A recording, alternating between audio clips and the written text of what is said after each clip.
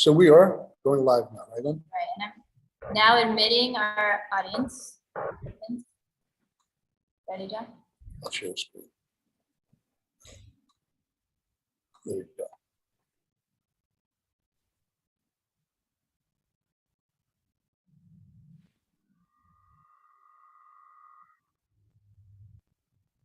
Hello, everybody. We're glad you're here. Let's see. Can you all see us now? Do you see the shared screen? So we are at the Grace Exhibition Space. We are the Institute for Cultural Activism, and we have a little announcement to make about our legal and technical status in a moment. But we are broadcasting with Penny Slinger today. This is our 32nd episode, and we're really happy. Glad everyone is joining us. We'll make some introductions, Penny, in a few minutes. But this is the Grace Exhibition Space behind us. And as you can see on Instagram, just to, can you make forward, please? We're showing you the Instagram page from the Grace Exhibition Space, a fundraiser for Ukraine this past weekend. You might notice everyone's sort of participating in some event there, some wearing the colors of Ukraine and so forth. So we will continue to update our members and people who follow us on the website and Facebook and YouTube about continual fundraisers and support for Ukraine. There's Lisa Petersbad. I'm going to stop screen sharing now, and we'll go to our normal format.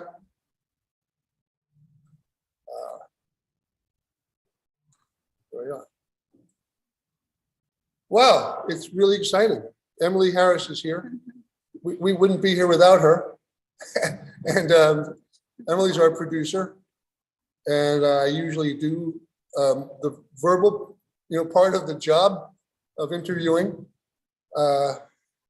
Well, it's really thrilling to have all of our friends here. And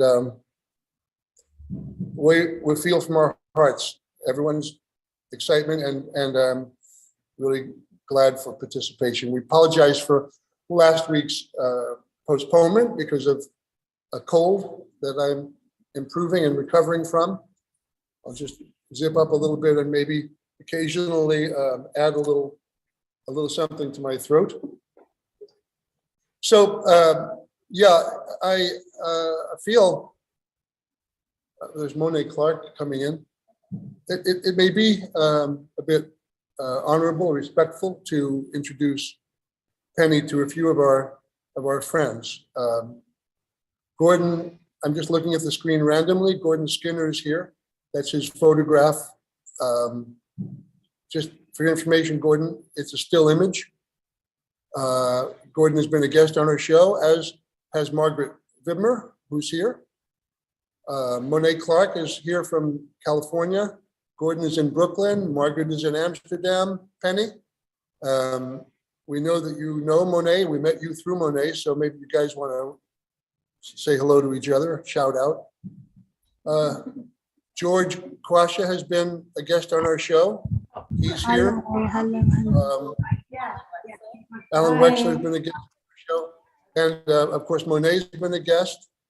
So we're honored by our esteemed guests. Over the past 18 or 19 months or so, we've had quite an intense run and an opportunity to share what we consider cultural activism and contact with cultural activists around the world. Greetings, Laura. We don't know you, but we're really happy you're here, and that's a nice hat.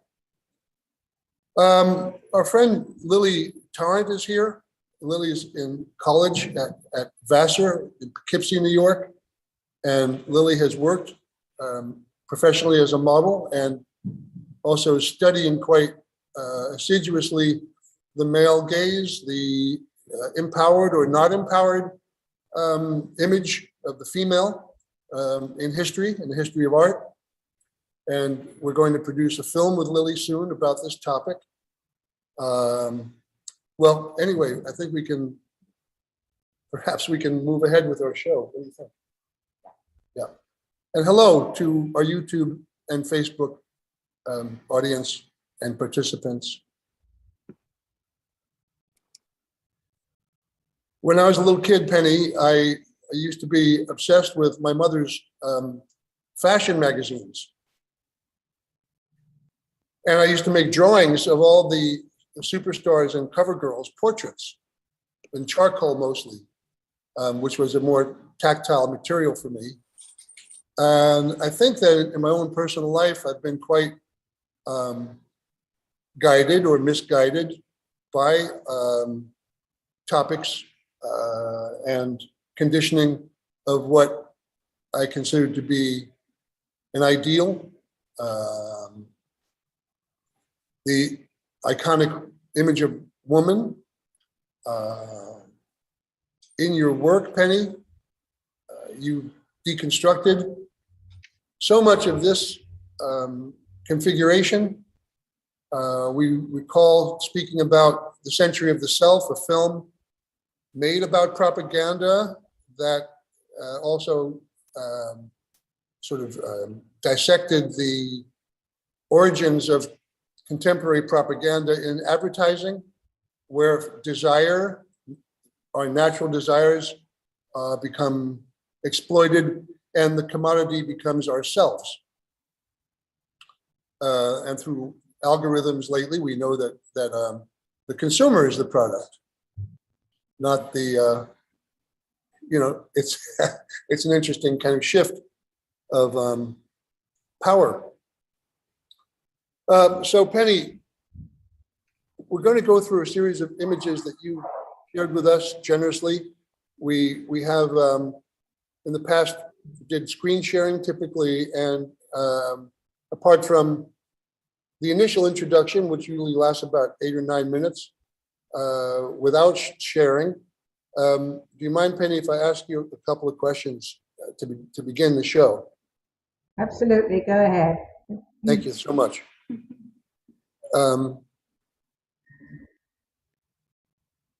I guess curiously, and this may seem like a very weird, intimate question to ask off the bat, but relationships have been somewhat important in your personal life, obviously, and in your professional life, as relationships have in many of the lives of women, like Carolee Schneemann, for example.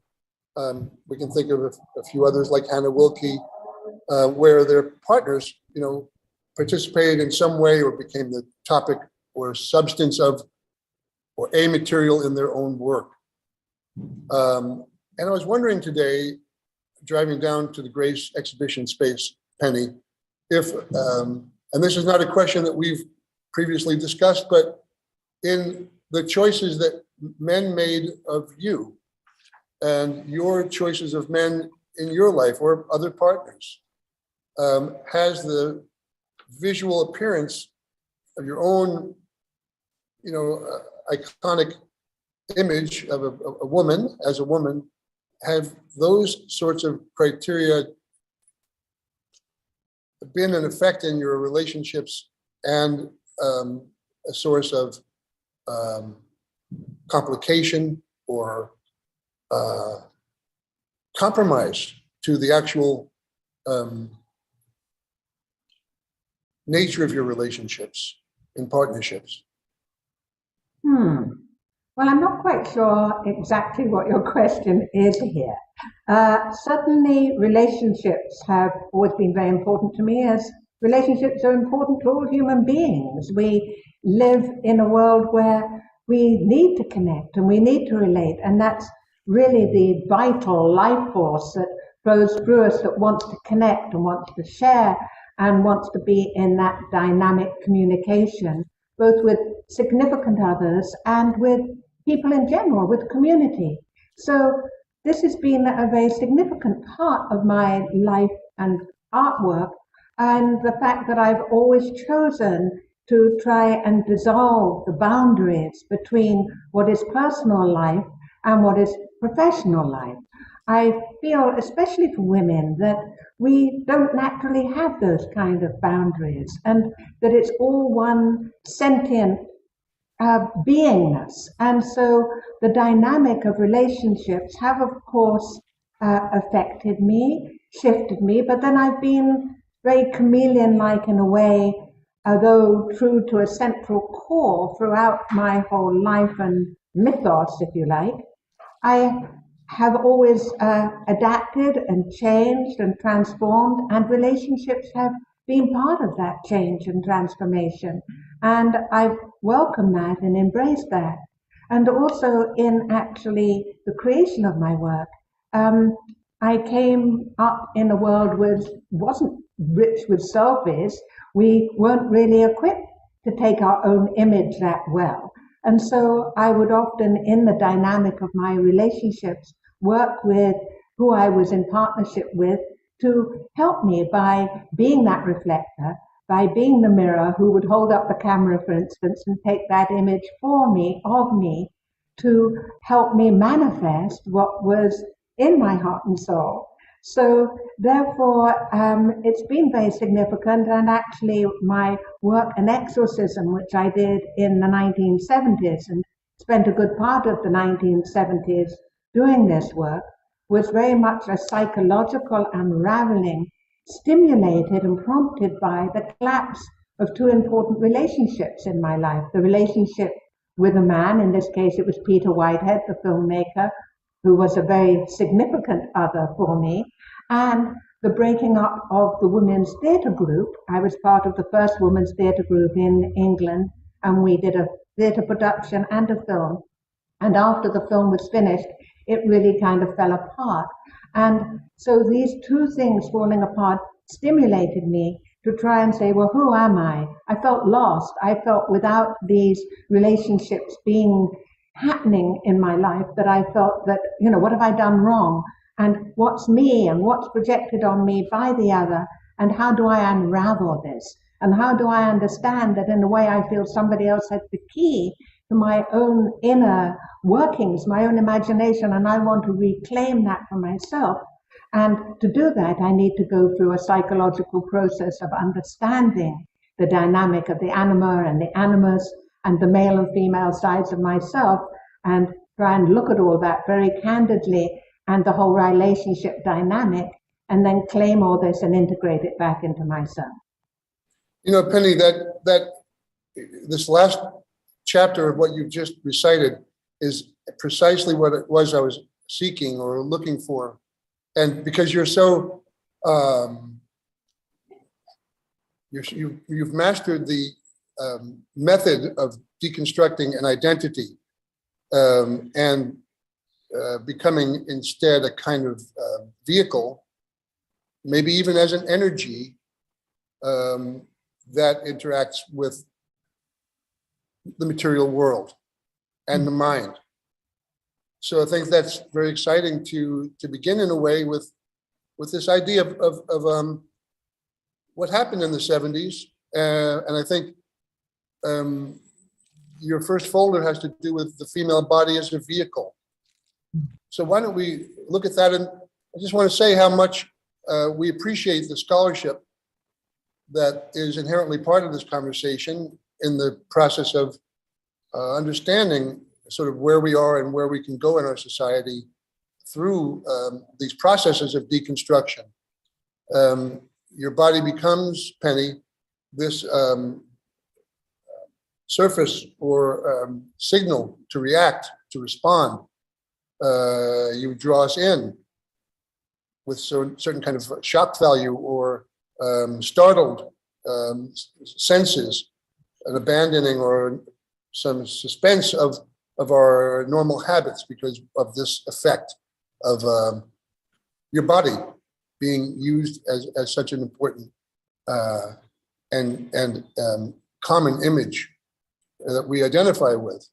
Now your body becomes our body, and what's happening to us, and how did we get here, and where can we go with it?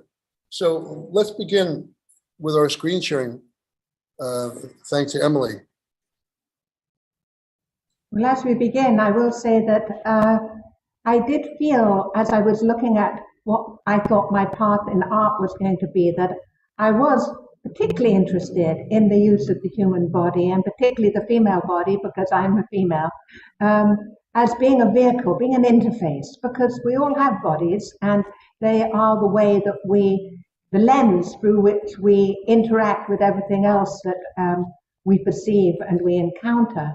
And at that time, I decided to do something that has become really a very common practice these days, but at the time it felt very revolutionary, which was to take myself as my own muse, because I felt that throughout the history of art, the female form, the female essence had been portrayed so often as the muse for many artists, but most often or not through the lens of a male artist, and therefore it was somehow distanced. And I thought, we need to shift this and to actually look at ourselves, and who can we examine better than ourselves? That's the person, as Frida Kahlo, when asked why she painted herself so often, she said, well, I'm the person I know best. And I think that there is a lot of truth in that. So the idea of creating this hopefully transparent kind of reflection, and what you were talking about, putting oneself in the position of both subject and object at the same time, does create a new kind of dynamic. We're looking here at an image from my first book, 50% The Visible Woman, of collages and poetry. And this one's called Sister to the Woman Magritte Raped. And Magritte made a very interesting painting of a woman's body as her face. And so I tried to take a new take on this. And we could probably move through kind of a little quickly because there's a lot of images, and I guess we need to go through. Can you go to the next one? Yeah.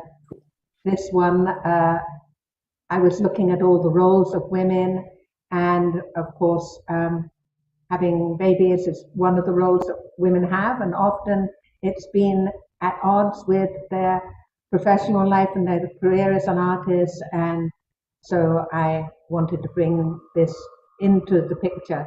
This one's called The Safe Period. Penny, at the time that you were exploring this work, how was the feedback you were getting, and what was the, of course there's an art community, perhaps having some solidarity with you, and other artists around the world who may have been working in a similar vein. What was the response from inside the community and, let's say, from the media or the art criticism, art historic fields, areas? Well, at that time, we did have kind of the connective tissue that we have now through the internet. And so we were working much more in a vacuum. I didn't really know much about what other women were doing in other parts of the world. And only as years go by have I found out that those similar events were happening.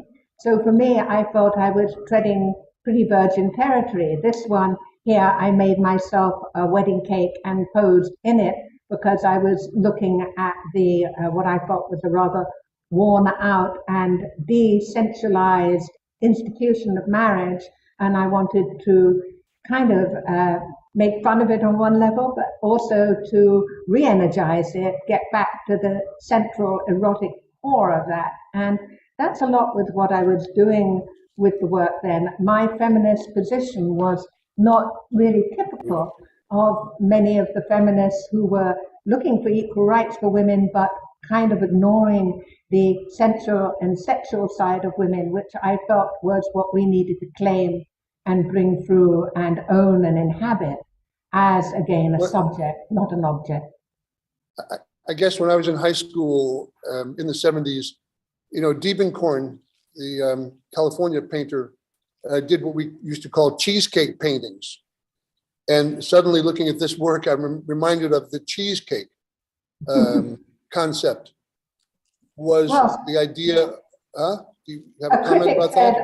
No, a critic said, one little review said, oh, art is just a piece of cake. So there was that kind of response. And Art is a piece of cake. Victor Lowndes, who was Yeah. running the Playboy Club at the time, came to my exhibition and said, I like my pornography straight. So, you know, we did get that kind of reaction, but at the same time, Yeah. there were people like Roland Penrose, who became my patron when he met me after I'd been doing my work on Max Ernst for my thesis, and he understood and recognized what I was doing with the work. And Laura Mulvey, the feminist art historian critic, did write a very good review of this particular exhibition called Opening, saying, is there female fantasy? And understanding that I was trying to delve into those kind of realms and reveal the inner workings as much as claiming the equal rights for women in the world. I was looking to delve beneath the surface. Well, I just, Lily Tarrant, you might remark that that guy from Playboy liked his pornography, what was the word? Straight. Straight, meaning naked, totally nude. Not with the kind of twist I was giving it, obviously. Okay. And you want to go to the next one? And just for this moment, I want to introduce also to you Babette Van Loo, who's here. Hi, Babette. Huh? And Nancy Azara. Nancy Azara, why don't you tell us who Nancy Azara is? Nancy Azara also is here. She's, by the way, one of the founders of the original Feminist Institute in New York City. The name of New York Feminist Art Institute. the New York Feminist Art Institute. So, hello, where's Nancy? She's in black there. Oh, hi, Nancy. Okay. Can you So there. Yeah. Babette, by the way, is a dear friend and a kind of sister through the Free International University of Joseph Beuys started with Heinrich Bull in the 70s. And we've known each other for over, I guess, about 50 years, maybe close to 50 years. Okay, so let's go on. Here we are. Go back again. Can you? Yeah. So this is a variation. Yes, I made many variations of this, and some had collage elements like this. And then the next slide, if we can see that, is a piece called The Sugar Bride, where I was working both in 2 dimensions and 3 dimensions. And I used a lot of life cards, feeling that they were a good equivalent to photography, and the 3-dimensional pieces are constructions that are collages in 3 dimensions. So this one I was adapting and changing an actual wedding cake and using the life cards here of the open yoni and the cast of my head on the top. And I did a few variations on this theme for the show. So I see the opening of the labia of the genitalia. Yeah, and it reminds me of the Duchamp work, you know, with focusing on the female orgasm as an ephemeral power. And I wonder if there was any historical reference that you were considering, you know, beyond the immediate work you were maybe referencing at the time, the historical context a little bit? Well, I did. As I say, Max Ernst was the person I wrote my thesis on, and so I was very excited about the Surrealists and the Dadaists, and Duchamp was another person who I admired very much. So, but this was really trying to say, well, what is the wedding night really about? The wedding night is about the opening of the female to her husband, and so I was just trying to demonstrate that in the cake, the cutting of the cake, all these rituals, looking at what lies underneath these conventions is something much more erotic and primal. I think it's beautiful, Thank really. you. And Really. we can move on. We better move through a little faster because otherwise. So sorry. Oh no, go ahead. And this one's called Pandoras Box, and it was a life cast of a pregnant woman that I did. And then I have a circle of lingams inside, really thinking about how when we have the fusion of the male and female, there are many, many sperms that kind of battle to be the one that's going to unite with the egg. So this circle of lingams was kind of my take on that. It also seems like this might be in the psychic consciousness of the woman, the female receiving energy or whatever. This myriad of penises, just a free association there. Yeah. Well, it is Pandora's box, so we're, lifting the lid on something. Yeah. And here's an image from an exorcism, and using life casts of my body to create these caryatids, which I made the sculpture, and then I incorporated that into the collage work. So often I had a lot of interface and interflow between the different media that I was working in. And this is an example of that. Our good friend Pia Dene is joining us now, also working with the female body from time to time naked. And Pia has also been a guest on our show. We're hoping that we can have Babette on our show again soon, or rather as a guest. Penny, are we still in the 70s here? This is one of the final images of an exorcism where she emerges from the house having done all the psychological work I was talking about, and she's claiming the house as hers now. So it now becomes like a dollhouse in her hands, and I did go on to make a number of dollhouses afterwards too. So this is her really, owning and claiming herself, and the piece is called Perspective. Right. When did the idea strike you that art making was some kind of viable activity, a way of being or contributing to the world, Penny? Well, I saw it as a viable activity when I was a little girl, and I spent quite a bit of time alone.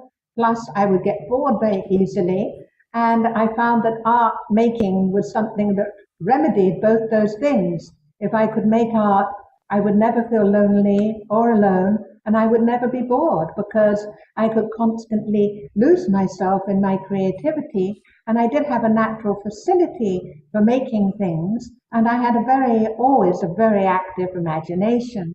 So this was a way that I could start to bring things out of the invisible world, or the world of the imagination, and into the real world and manifest them as art. Whether I considered it at that time to be a viable profession is another question. I wasn't really thinking then so much of the worldly side of things, but more in what satisfied me and what made me happy. And creating art has always made me happy because I feel when I'm making art, that's what I'm meant to be doing. And these again are images from 50% The Visible Woman, my first book, which was done in 1969. This is from a series called Reclaiming Scarlet, which I did just a few years ago in 2016.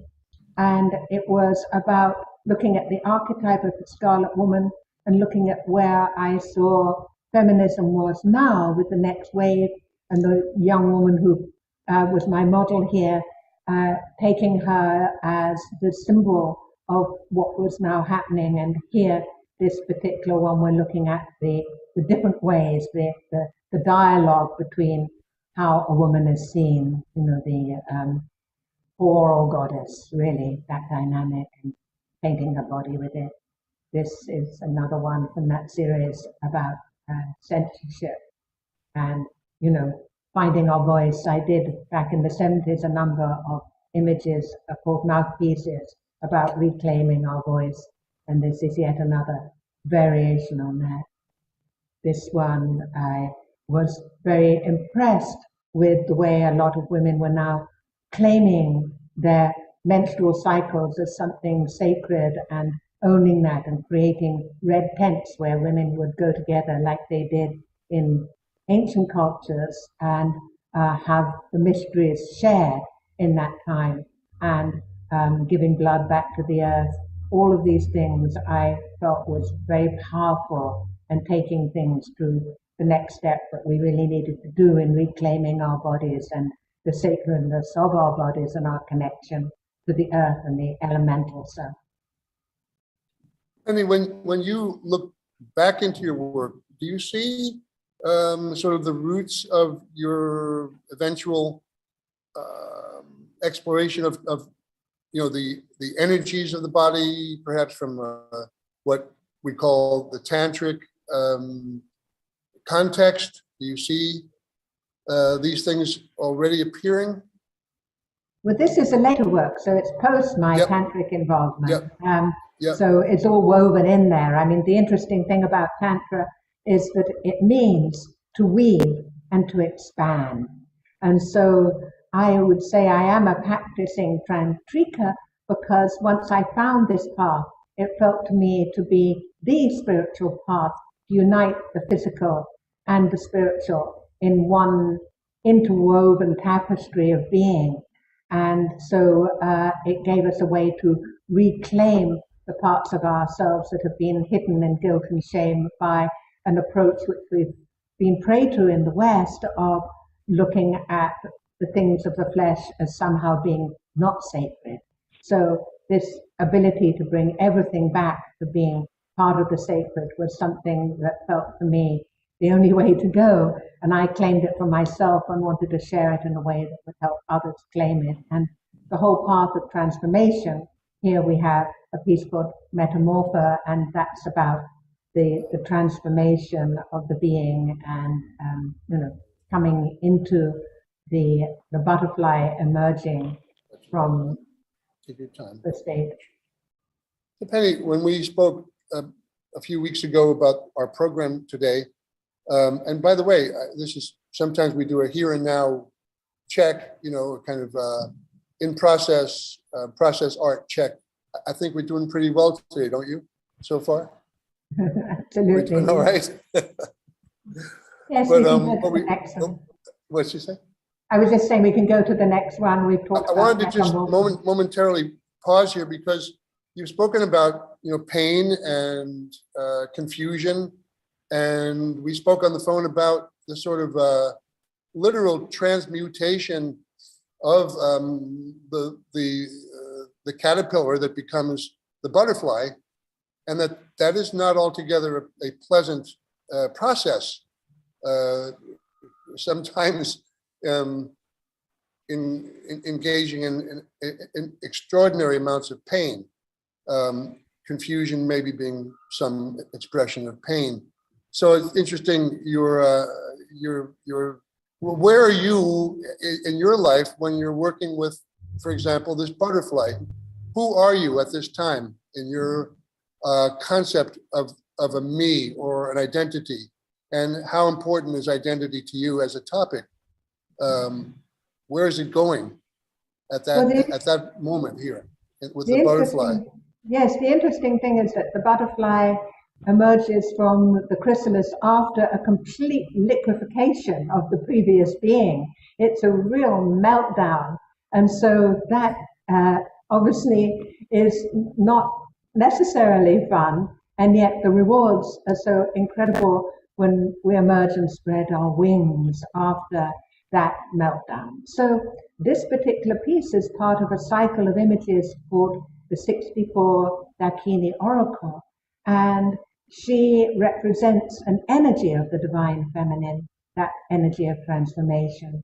This is another from that same cycle called Oshun, and although the actual roots of the system that I used came from an Indian and Tibetan tantric culture, I wanted to create a system that would be global and embrace all the different frequencies of all the different divine energies of the feminine that we encounter in a much more global way. And as the traditional Dakinis ruled over certain physical domains, so I wanted to bring in these divine feminine powers that encompass, in this case, the whole continent of Africa is encompassed by the energy of Oshun.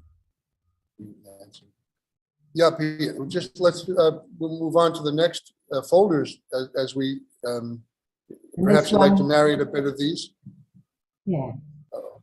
And this one is called Bionica, and about our relationship to all the technology that we now have. So I wanted to bring it not only into a more global perspective, but into an ancient futures, and encompass the future and encompass the new kind of entities and beings that were coming into focus now with our modern world. So Bionica is one of those, and about bringing the heart energy into that world. And this one called Natura is all about connection to all the creatures of the world, to the animals, and that kind of heaven on earth which we have inherited as beings, but which we're so far from at the moment in our current society and culture, where we have so much factory farming and abuse and use of animals that doesn't understand the nature of these beings. And so this was a piece which was trying to bring some kind of understanding and nurturance to all our fellow beings on this planet. And Yes, there's a bit of Monet Clark, perhaps referencing each other, or I don't know, but there's also this idea of interconnectivity and interdependency. Once we perhaps have gotten over ourselves. indeed. Penny, at what point were you consciously aware that you're in some way working with social identity, conditioned identity, that your voice is perhaps representative of what was going on and what is going on with these very hot topics today, for example? Well, I think, to be an artist who is going to make some kind of contribution, not only to the world of art, but to the realm of consciousness, that we need to be able to both reflect the times and show the vision of what could be as well as what is. So from that sense, you're looking without, but you're also looking within, because within us, we hold all the mysteries, we hold all the mythology, we have all the keys to understand how we can, in fact, evolve and transmute and transform, not only personally, but collectively. And my personal feeling is that until we do the inner work, there's no chance really of outer manifestation happening, and that it is that inner work, and if we put that out as a vibrational field, that has the power to transmute and transform consciousness in general, because form does follow from consciousness. And so that is where we really need to work. And this one, for instance, called Maha Yin, it is the earth herself trying to give feminine form to the very substance of the earth, and understanding that all of it is sentient, that all the elements are sentient, and that we live not in a disconnected world, but in a world of infinite connectivity, once we understand and honor the spirit in all that is. Go ahead. This Now we is have not, some questions have already come in. Obviously, we have a remarkable assembly of very informed and creative minds. So our interactivity with you as a group will occur, after we move through some of our images here together. And there's a comment from Gordon Skinner. Thanks, Gordon. So, yeah, are you going to comment about this work here, Penny? this is from a series that I did in 2020. It's my pandemic series called My Body in a Box. And it was created using the theme of my ongoing work, my body, but now saying it's in a box during the pandemic. And this particular image is called Protest Prayer. And the scenes below are actually scenes that I photographed out of my window where I live in downtown LA of the protests that's happening. And then I clad my own naked body in my little box with all these slogans and banners of protest. And this was my prayer, offering in resonance with all those people walking outside, still It's sending it like out from my box. it's like a diary from a page of, the diary from that lockdown time. Yes, yes. And it's quite powerful. Also, the experience of seeing Laurie Anderson's show in DC, where you walk into a room that is like entering Laurie's psyche in the box of the room itself. It's now Pia Dene just noticed she wanted to know if you're working with Photoshop. I guess the question would be, how much is Photoshop? How much is not Photoshop? As a collage artist, I've worked with many different forms of collage throughout my life. And when I was younger, I worked completely with cut and paste and with montage that I would do in the darkroom. I had my own darkroom and printed up my own images. After the early 90s, I bit the bullet and got on the computer because I saw Photoshop. And Photoshop seemed to me to be the holy grail for the collage artist. And I had to explore it and use it. So this particular piece is created on the computer, but all of it is not really using any computer or digital effects. This is purely a collage of imagery put together, though, by using the mouse and selections rather than the scissors or the scalpel. I have to hold Gordon's question back because it's a little complex, and we'll just wait on that one, Gordon, so thanks. We're moving on through art, shifting, cultural, and social folder. So another one from My Body in a Box, and I had two versions. There's this one showing the weight of what civilization is doing to the feminine, all this industry and technology, and how heavy a burden that is. And if we go to the next one. This looks like Yes. an older Penny. These are older Penny bodies. This is me now. I have taken upon myself to try and confront what I think is the next bastion of feminism, which is ageism, because I feel that we are suffering very deeply in our society from not allowing the wisdom of our elders to percolate back in and inform it. And that I know that I, at this point in my life, have a body of experience, and my beauty may not be in the way that it was when I was a young woman, but I still feel that I am relevant, and I'm wanting to express that relevance. This particular series is from My Body series, where I blended myself with various different animals, birds, etc., as an offering, and as to try, as I was expressing before, to communicate the personality and beauty of these beings, and to lend my body to this merging with them, to try and express that, so that people could feel these are life-size pieces.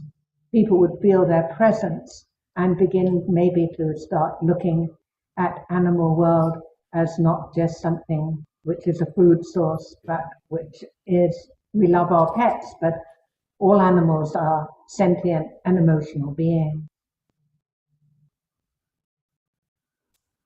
So, yeah. Penny, do you feel that identity is a kind of material to work with, like almost like a substance, when we begin to liberate ourselves from the roles that we feel we have to have, and how we consider our self-image? Does identity then become a kind of plastic material that we can work with? Oh, absolutely, I do believe that. And after I had done the work on my psychology and using myself as that guinea pig to go through this process, And then coming to the next level, that's when I discovered Tantra and the idea of, well, what do we do with the self once we have explored that psychology? Then what are the limits of the self, and how can we find this malleable form which can go beyond the confines of what we think we are and understand a much more multidimensional sense of self? These particular images are around the mythos of the bird woman, which is one of the myths that I've woven through all of my work and art. And understanding, like a Dakini, these are sky flyers. We are women who can spread our wings and fly. And so I've always loved the image of the bird, and blending with this is a dollhouse I made with bird imagery. And so I think that the malleability is a super important topic, in that we can step outside of the limits of our own ego. And my whole process of making the 64 Dakini Oracle was bringing a number of women, over 50 women came into my studio and went through a process of transformation so that they could then become vehicles. This is another from the 64 Dakini Oracle series. This is me as Isis, but so that they could then be vehicles that could invite these energies of divine feminine wisdom to inhabit them, and then allow that to express through them as vehicles. So this is another, of course, from the transformation of the self with different creature archetypes that I've been doing in my more recent My Body series. Well, Penny, many artists create myths about themselves. And I think it's a little confusing when we believe in our own myths. You seem to be very fluid about changing identity and exploring and shifting channels. But is there some message about that, and maybe some lesson about not taking yourself too seriously somehow? Well, yes, we can't take our own, flesh too seriously, because we're going to lose it one day. What do we take seriously? Well, I certainly have embraced, as Campbell talked about, the hero's journey, the heroine's journey, and that is a mythic journey. And so I don't really see too much distinction between the mythos and the actual nature of myself. I do tend to try and live in a more mythic realm, and half of our lives we are sleeping and dreaming and imagining. And so the realm of imagination is a vivid and dynamic realm, which I feel is one of the things that we can bring into our actual mundane everyday life much more thoroughly once we break that seal, which tells us that we have to be just one kind of way. I think we can open this Pandora's box. This is a piece called Pandora's Box from the Exorcism series, and letting loose all these different energies which are generally kept locked away and under lock and key, and that we think we have to perform a certain way in society in order to have an effective life. But in fact, I think the most effective life is one when we can claim our magical, primal, instinctual, intuitive selves. And I think it's that kind of self who has the keys now to actually heal the troubles of the world that we have now. And so a dive into the intuitive, magical feminine, bringing the cosmos into our rooms, feeling our connection to the stars and the energies that are much bigger than just our limited self, is the key for our next step in evolution as a humanity and a humanity, because we've lost so much of that humane quality. And I want to see us reclaim it, so I'm trying to exhibit it in every way I can. This back in Exorcism, talking about tribunal, this is called, and the shame of showing one's nakedness, and yet I did it and continue to do it and feel no shame.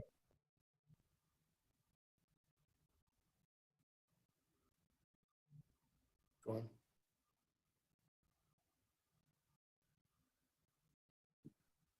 Go on. It was towards the Penny. end, breaking free. Yes. Where does meditation come into your life and your works? Is there some, transmission of, this kind of sensibility, of contemplative sensibility that is impregnated in these works? Well, I used to think that I didn't know how to meditate because when I would practice meditation, I'd start seeing all these visions. And so I felt that I was doing it wrong because you're meant to get to this, clear, empty space, I thought. But since then, I've really claimed the power of my meditation and my contemplation to open up realms of connection between this limited little self and all the great, big, beautiful energies of the cosmos. And so I embrace an active meditation, not as a separate practice, but as an ongoing discipline and part of my way of life as an artist, because whatever's manifest has to first occur in the inner realm of the mind sky. And so I am very constantly inhabiting that mind sky, and the work that I do is such a poor description of the awesome riches that lie in that space, but I just do my best to try and retrieve some evidence of the journey. Penny, this work is, has strong shock value, and we're talking about meditation. Do you encounter sort of internal shock when you're recognizing your own patterns and your own conditioning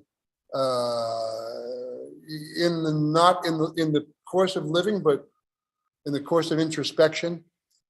How do you use shock in your personal practice and your art practice?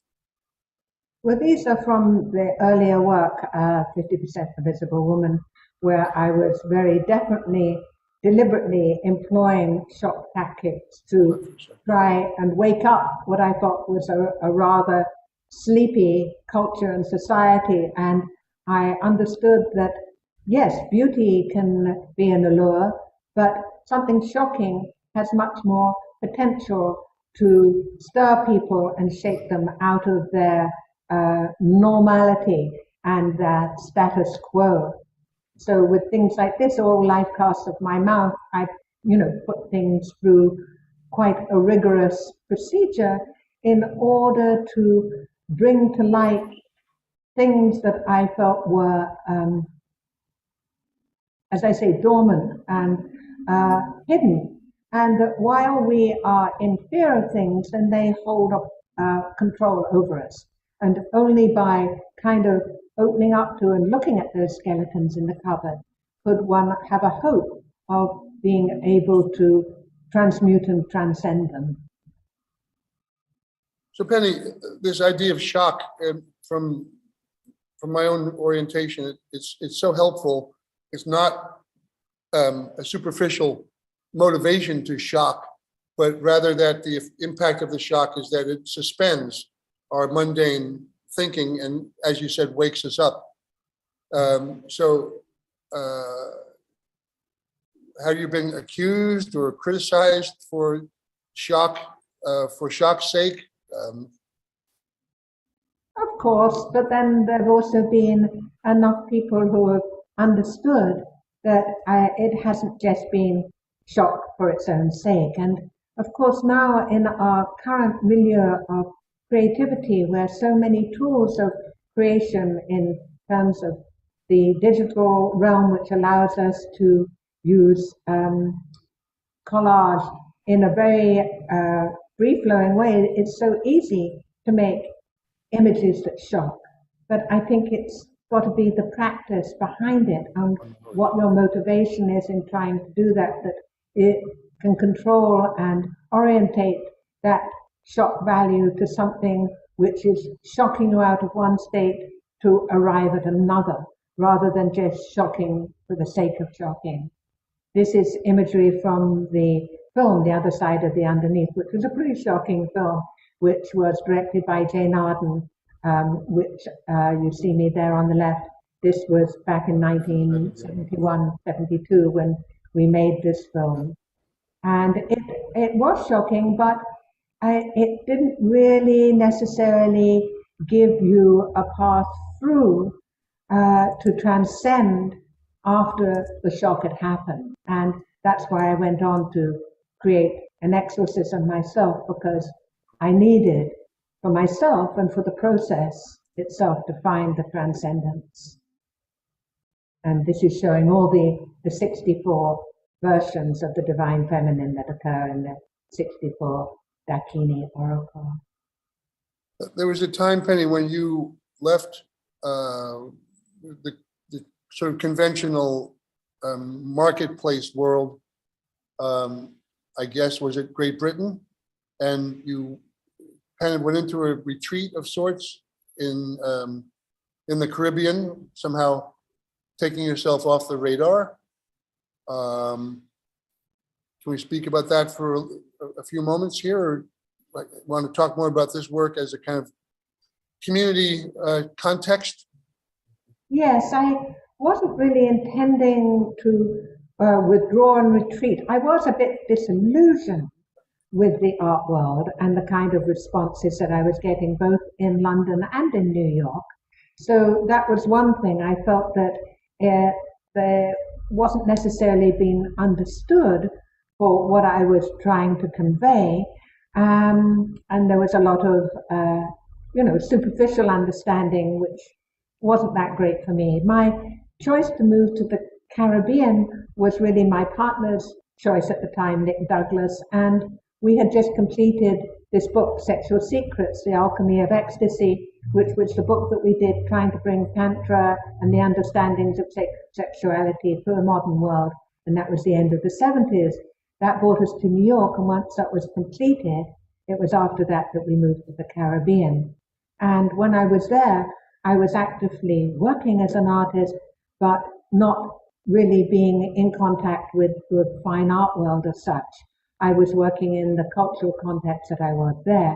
And in fact, my main focus became looking at and understanding the world of the indigenous people who inhabited the Caribbean prior to Columbus, and those were the Arawak Indians. And I did a whole series of paintings, pastels, etc., embodying and trying to recreate these people to bring them to the attention of the modern world, because I felt they'd been somewhat swept under the carpet of history. And I had at that time the dawning of an understanding, which has become deeper and deeper as we've gone on, that the way of the indigenous people is a way of being with nature that holds the keys to our survival as a human race. So this was a very important part of my work, but it was invisible to the fine art world at the time. So Penny, your work as a solo artist, have you worked a lot with partnerships or with groups of people? Maybe just want to take a moment to talk about that and how that maybe intersected with your experience in the Caribbean with the community there. Well, when I was at art school, when I came out of art school, I was looking to see where is my place now in the world of art.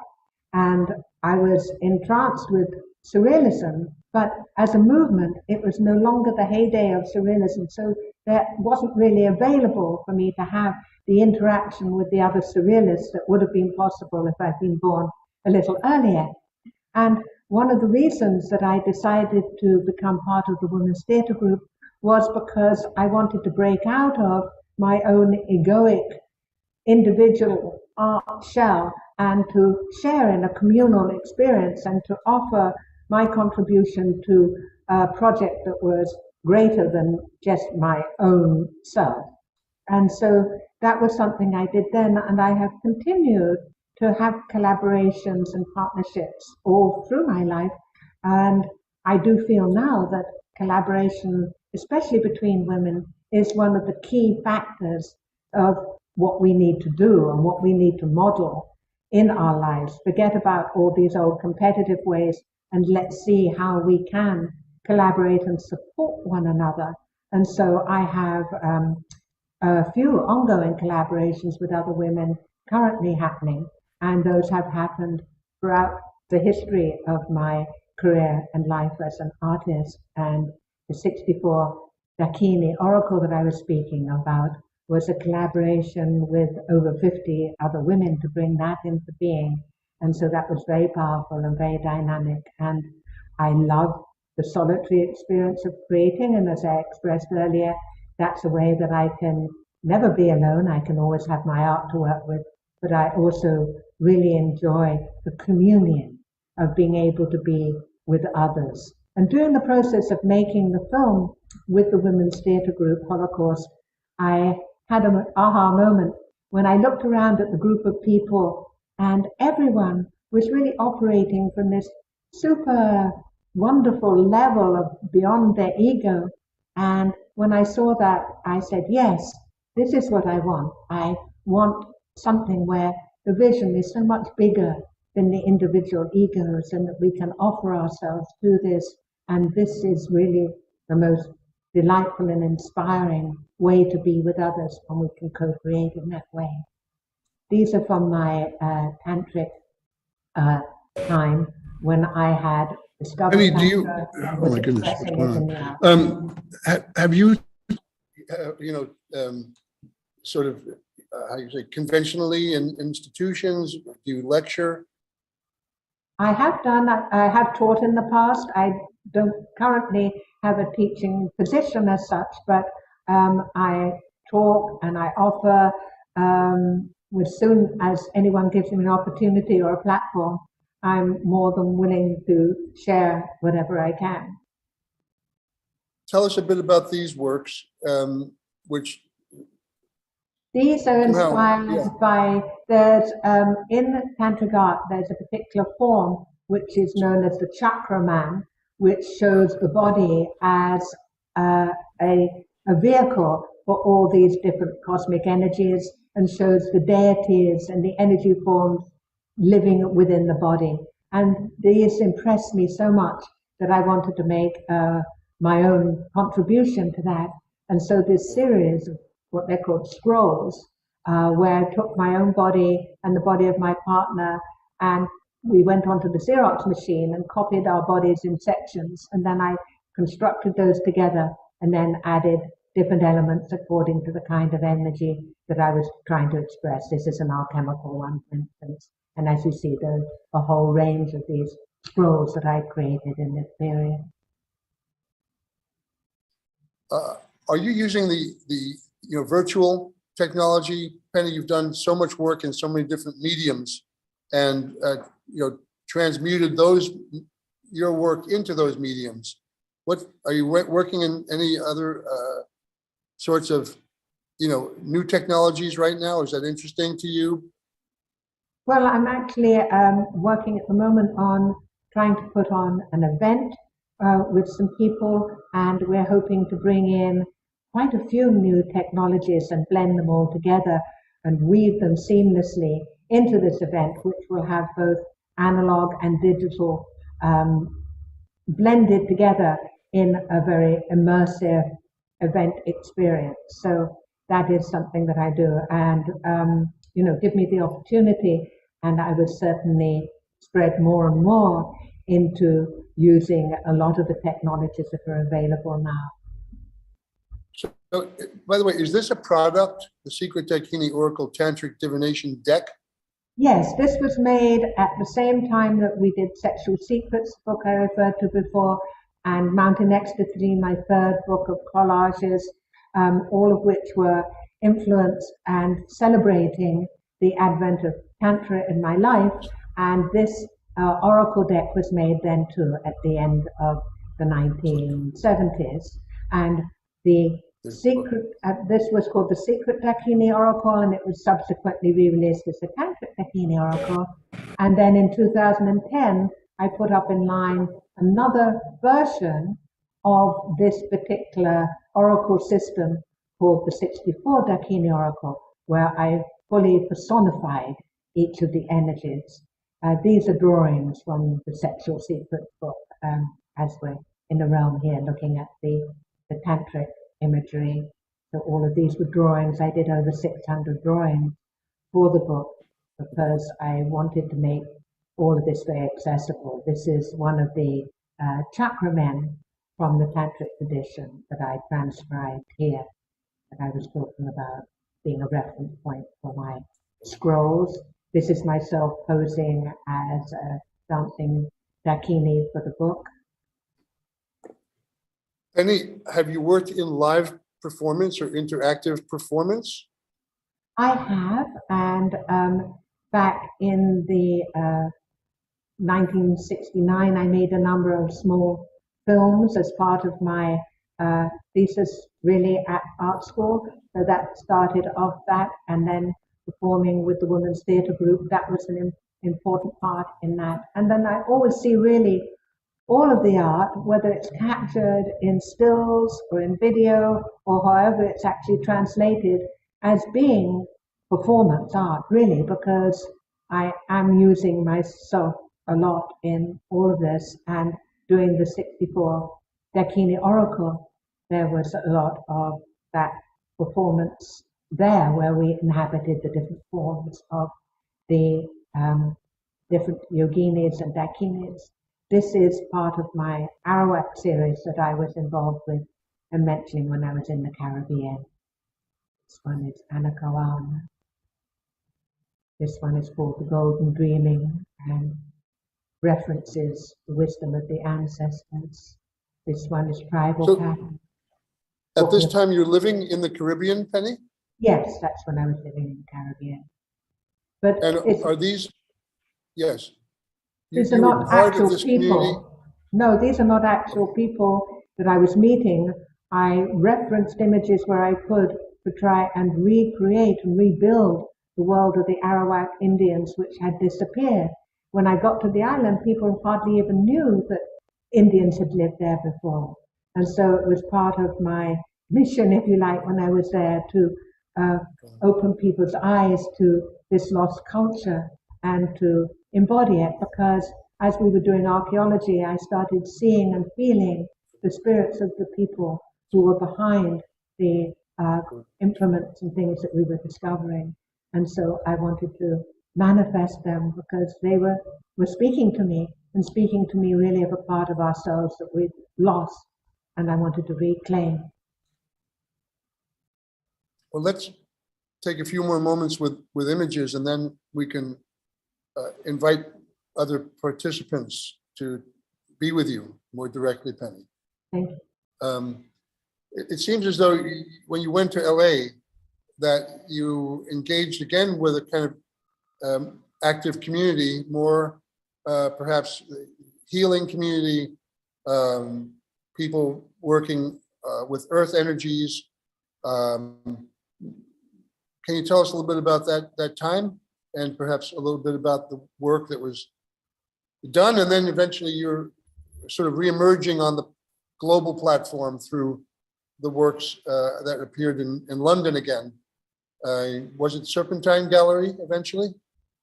I haven't shown in Serpentine Gallery, although I would like to. I've been shown with Richard Saltoun Gallery, previously with Riflemaker Gallery, and I've been in shows. I think it was the Tate Gallery, right? I was brought back into, I had a moment of re-entry really into the fine art world in 2009 with two exhibitions that occurred simultaneously. One was at the Tate St. Ives called The Dark Monarch, Magic and Modernity in British Art, and the other one was an incredibly beautiful exhibition put on in Manchester by a group of women called Angels of Anarchy, which was all about women surrealists and the first exhibition of women surrealists in the UK. And that really was an entry point for me to come back into the world of fine art, which I, willingly embraced at that point. I had been working more with the earth energies and with community when I lived in Northern California.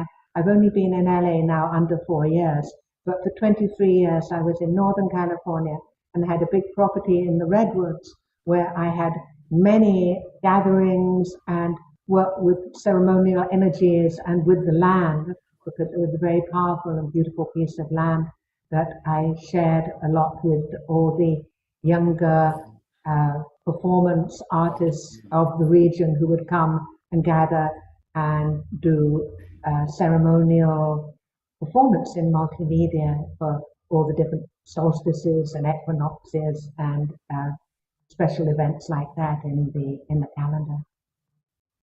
Is activism a concept that you identify with?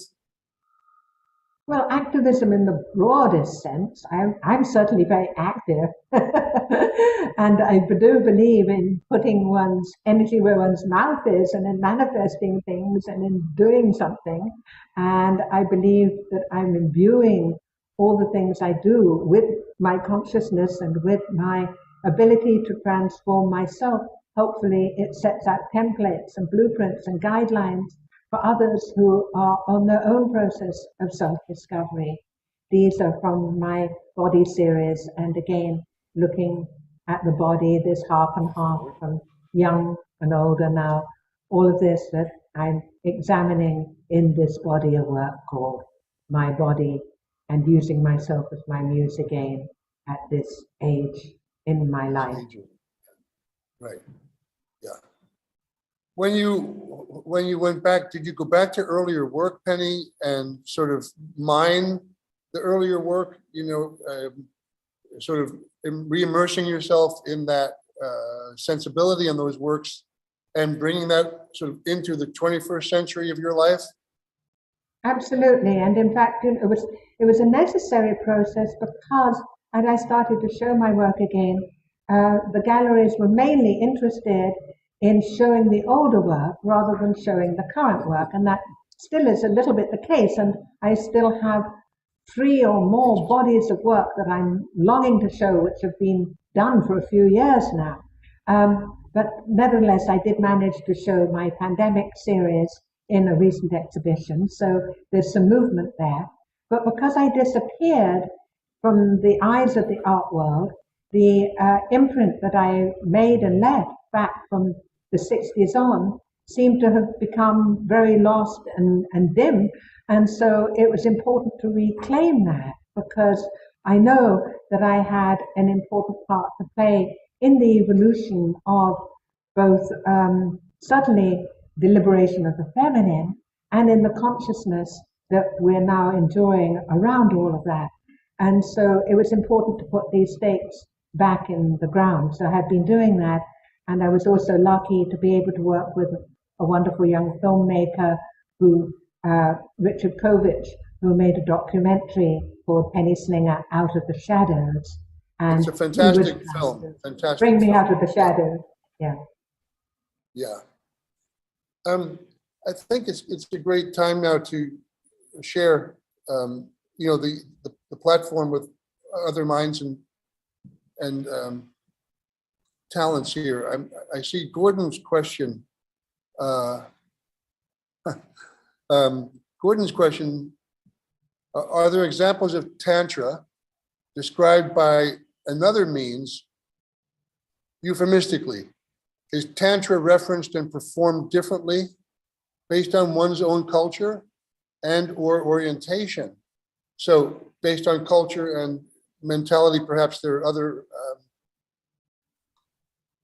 versions or expressions of tantric energy. Maybe Gordon is sort of going into that. Well, it's a path rather than a religion, and that's what I loved about it. It's a way of embracing and all-inclusive in the energies that it allows you to deal with. There aren't any of these restrictions and strictures that you find in a lot of conventional religious forms. So as an approach to the mystic and as an approach to knowing that within your own body and your own experience, Tantra is absolutely, a master frequency. And yes, you can certainly be a full Tantrika using whatever means you have at your disposal and not limited by culture, by caste, by creed, by any of these things.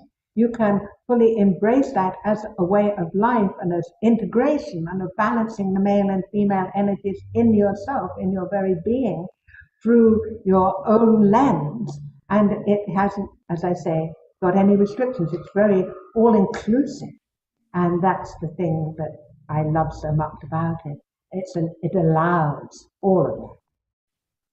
Penny, I want the participants who asked questions in the chat box to please unmute themselves and speak with you directly about these comments or questions, including, I don't know, I think that our friend Lily had to go off to a class in Vassar, but she said, Penny, your mind and your work is absolutely incredible.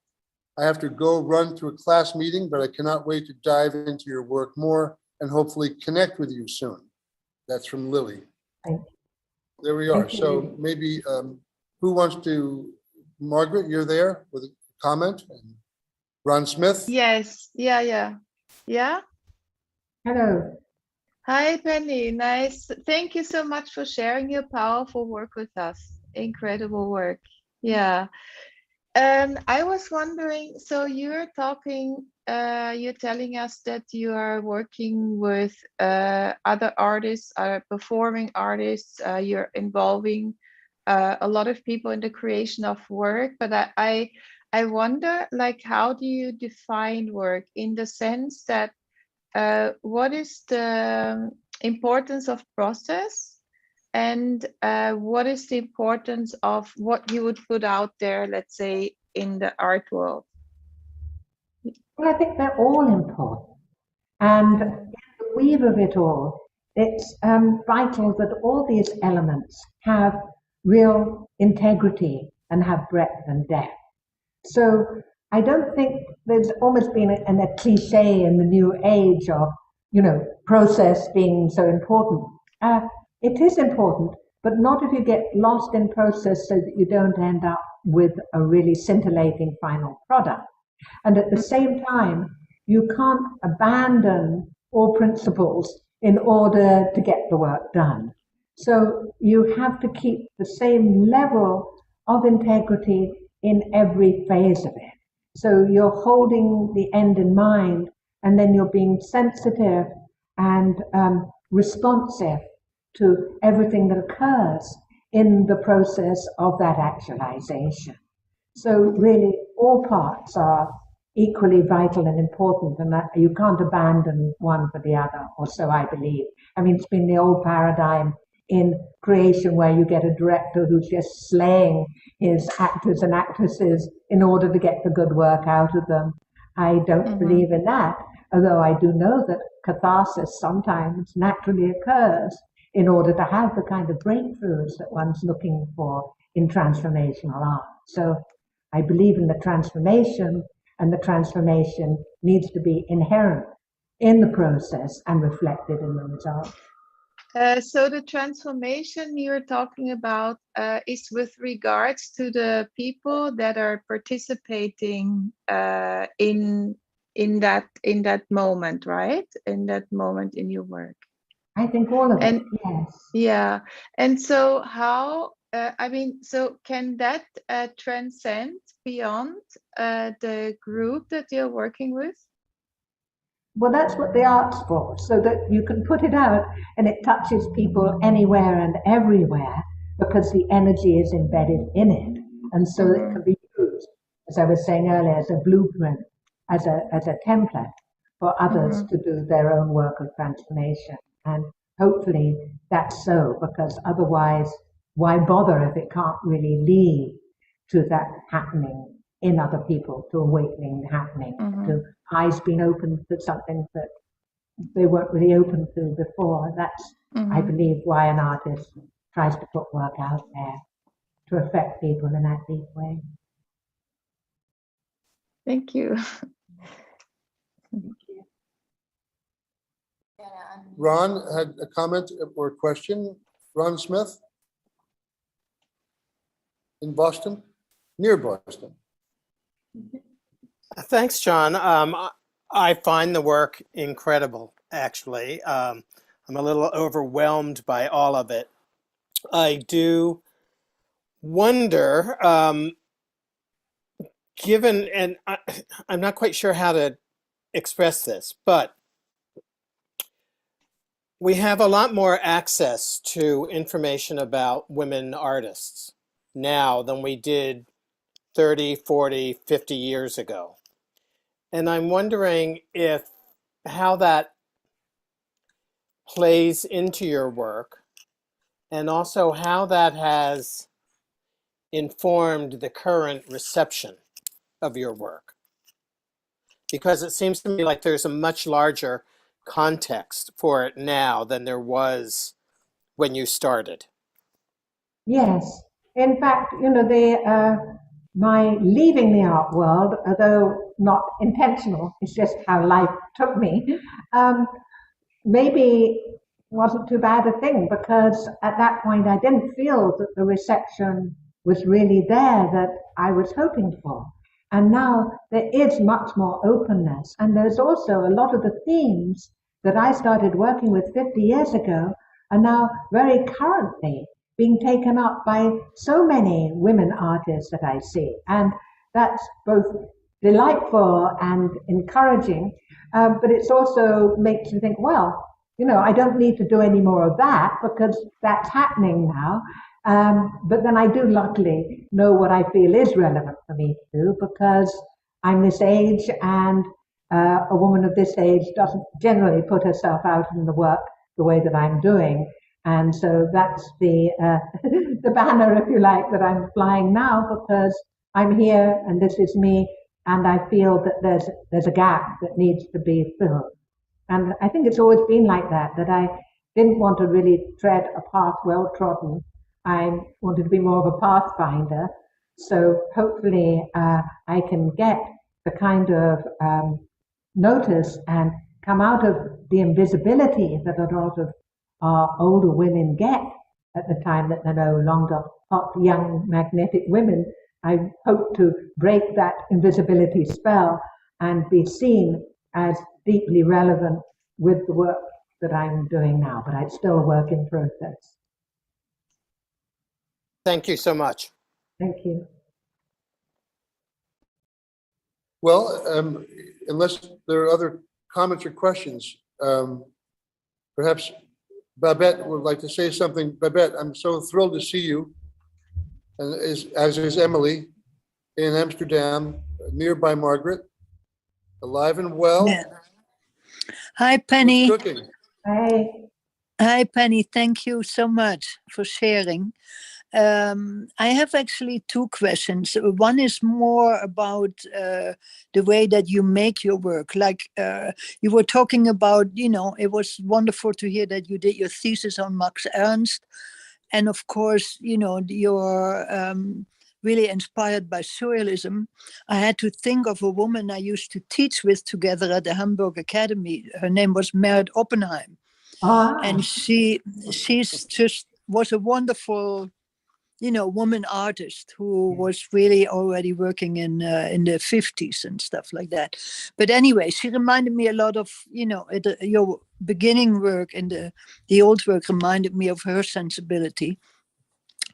And so according to how you make it, my question would be, how much of those works is actually also in the works when you do the Kini works, how much of it is actual collage, and how much do you really transform yourself and the woman that you portray with the attributes? In other words, do you have really the animal, when you try to really engage with the animal world, do you really have masks on or animals that you work with, or is it all collage?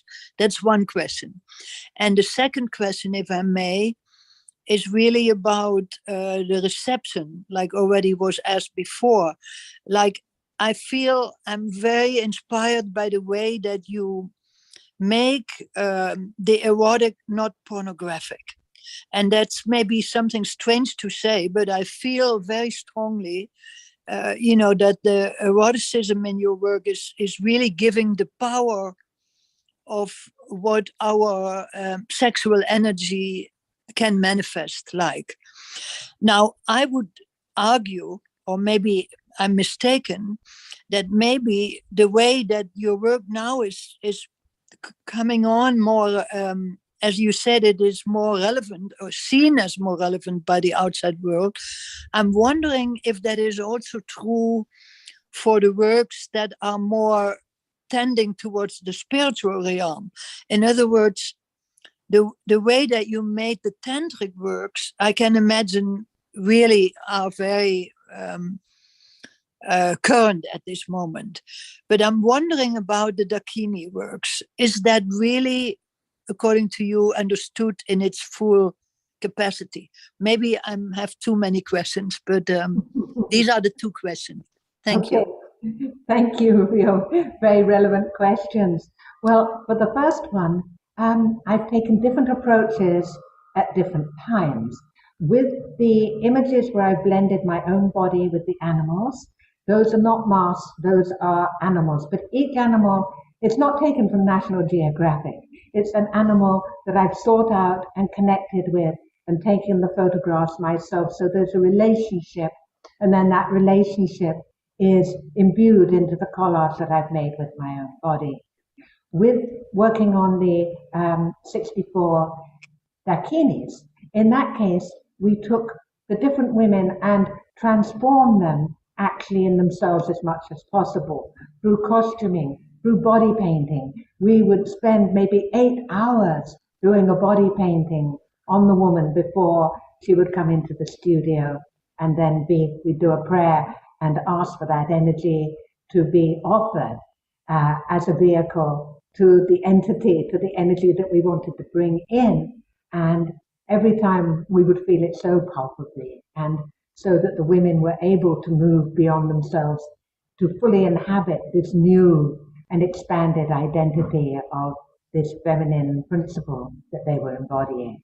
So, and I would collect all the different props and things. It would be a process. So 2 different approaches there, and then many shades in between all of that.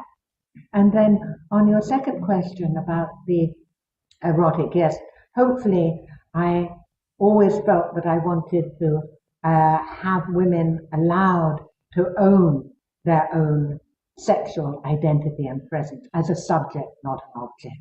And that's why when I was younger, I put myself in men's magazines naked with my work, so that, say, men would look and they'd be attracted to my image, but then they'd read what I had to say and they'd have to think again, because I was certainly no object, and I was making that very clear.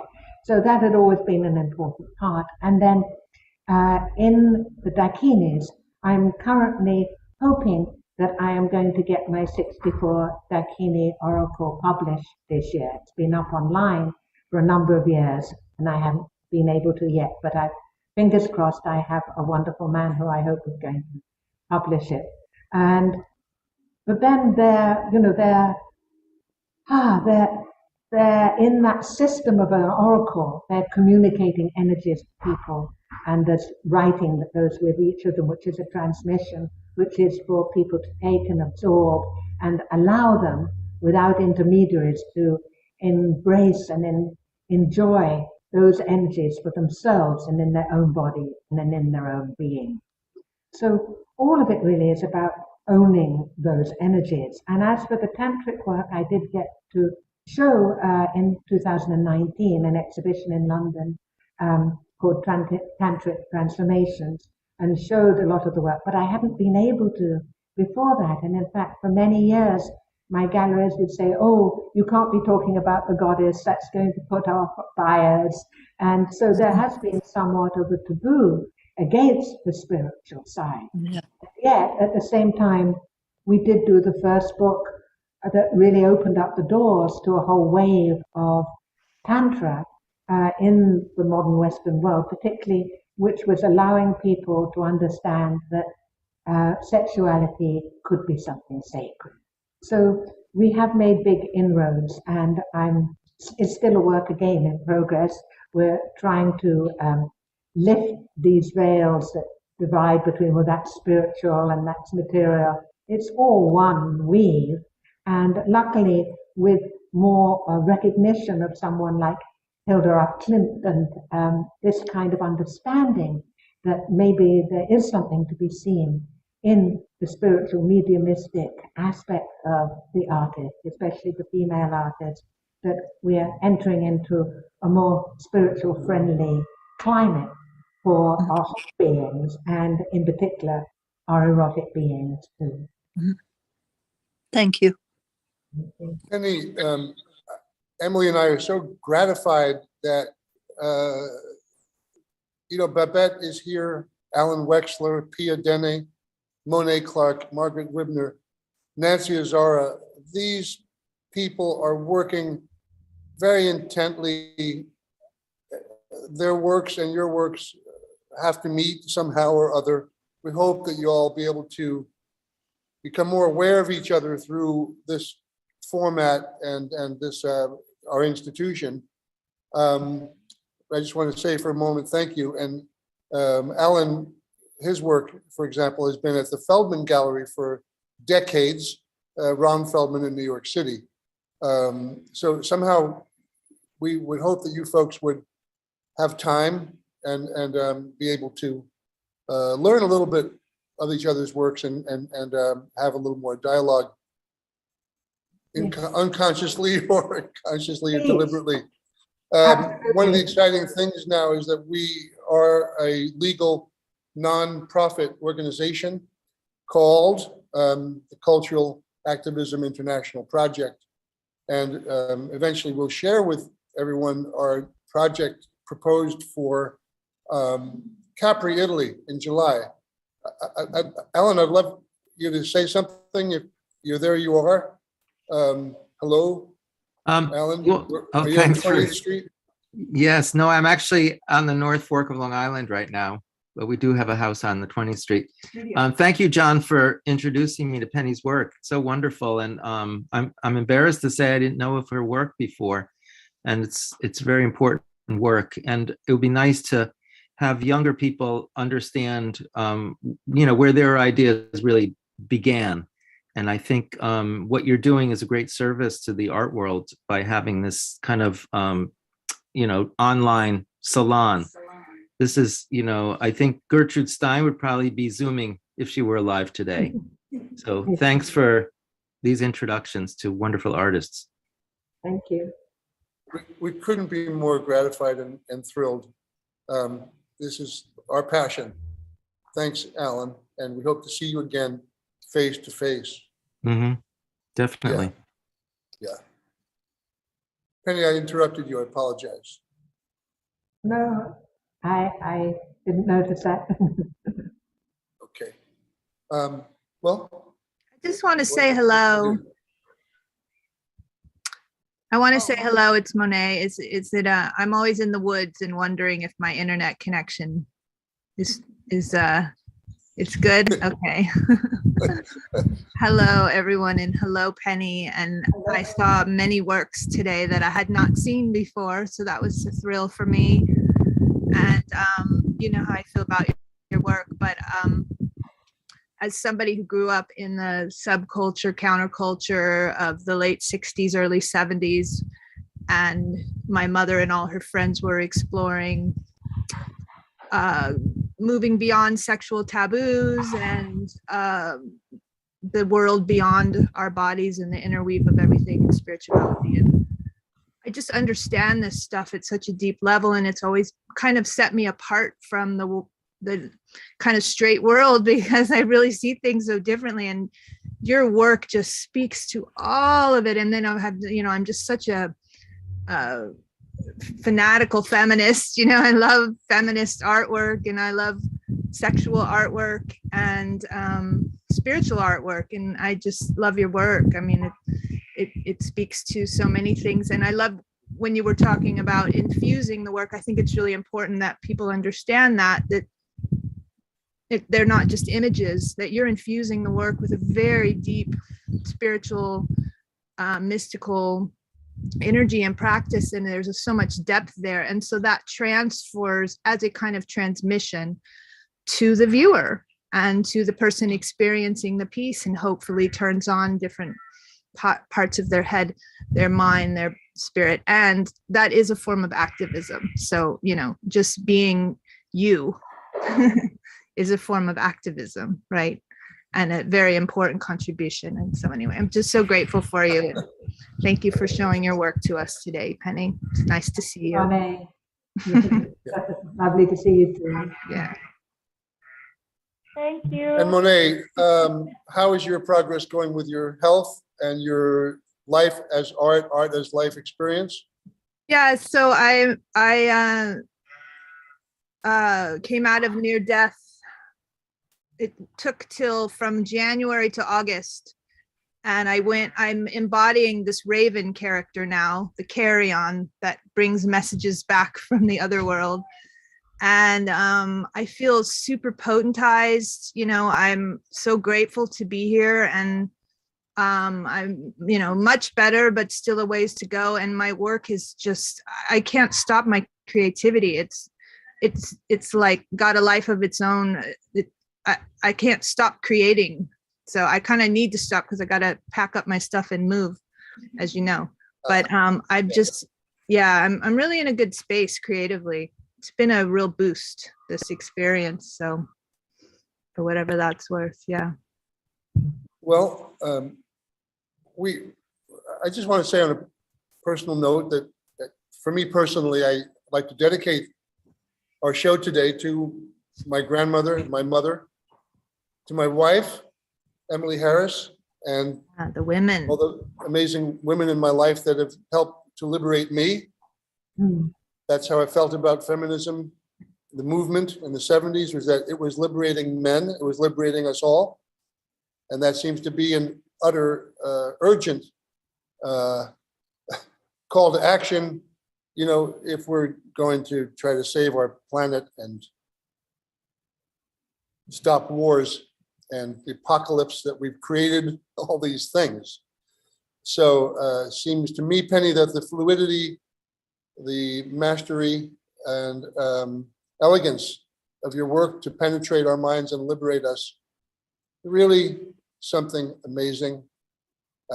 Emily, and so I turn it over to Emily, and thank you so much, everyone. Turn your mic on.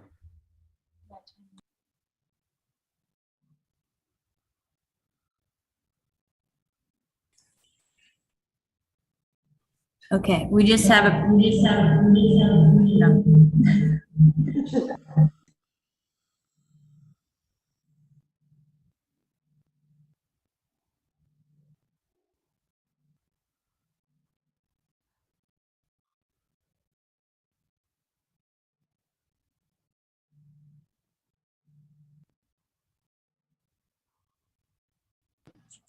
Scorsese says it's always sound, the sound. So here's Emily. Okay, I just wanted to thank you so very much for your work and your journey. It's extremely inspiring, and we're honored. So thank you. Thank you. Well, thank you both for having So me generous, today. Penny. So generous, so generous. Thank you. A pleasure, all mine, and I really enjoyed being able to connect in to both of you and to the community that you're holding space for here. This is so important, and I feel honored to be a part of it here, and hopefully the waves and ripples will reverberate out long and far and not just be limited to this time, special time that we're spending together now. Thank you.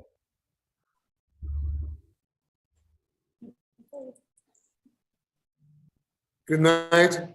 See you all soon. Thanks, Penny. Thank you. Bye. Thank you. Ciao.